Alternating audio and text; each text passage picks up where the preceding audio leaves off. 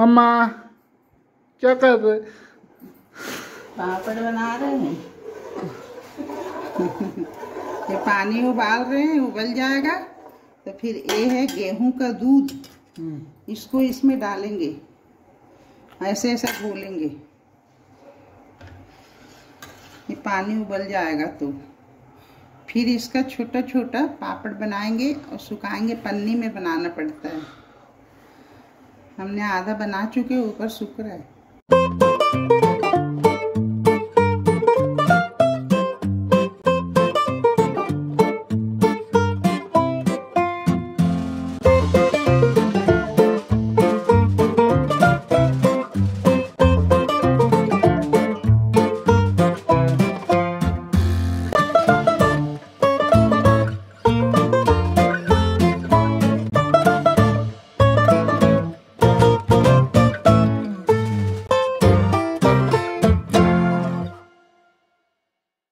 भज शिव ओंकारा, ब्रह्मा विष्णु सदा शिव, ब्रह्मा विष्णु सदा शिव, हरे निधारा। ओम जय शिव ओंकारा, एकानन चतुरानन पंच मोहे।